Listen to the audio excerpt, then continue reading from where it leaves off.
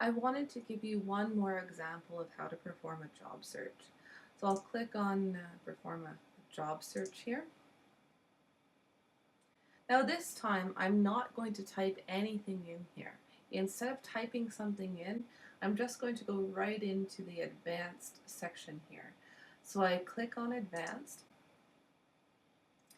and I'm going to do an advanced search.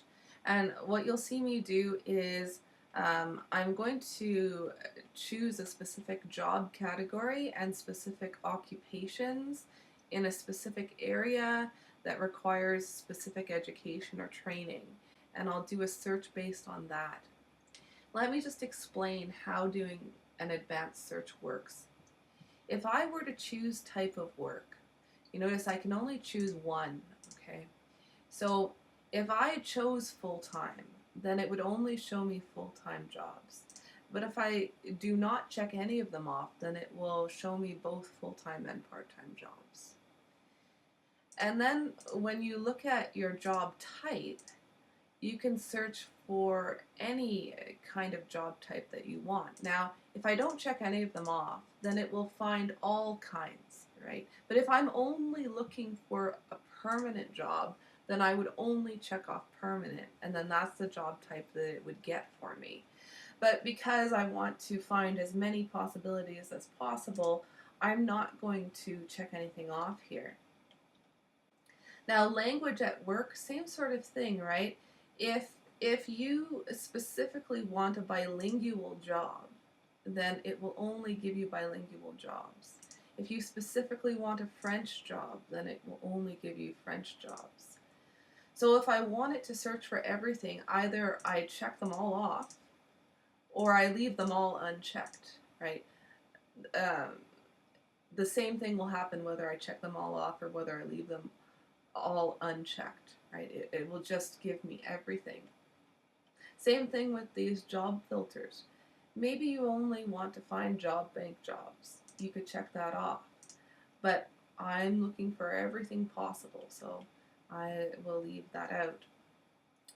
Now, in terms of education or training for myself, because I'm looking for a teaching job and I want to make sure that that teaching job will pay a reasonable amount, I'm going to check off these three rather than none, right? If no education or training is required, then that particular teaching job probably won't pay as much as I would like or need it to pay.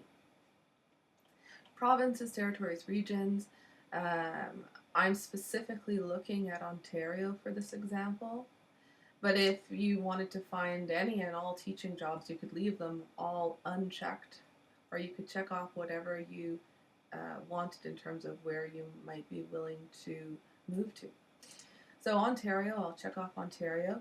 Now, job categories for teaching, you'd be looking at occupations here. You'd look at this job category here, occupations in education, law, and social, community, and government services. Now, I'll just keep scrolling down here. And you can see now we're looking at the occupations. I'm just scrolling down because I'm going to select a few different specific occupations. And this takes a little bit of patience. I'm scrolling a little bit carefully here just to make sure that I don't miss it. I wish that there was a search option here, but scrolling works and it's okay. So scrolling down. And this just allows you to search for more than one specific category of occupation at one time. And here we go. This is what I'm looking for. I'm looking for these three. So like a college instructor or a secondary school teacher or an elementary school teacher. So there's three different categories of teaching. You can see that there are three different numbers.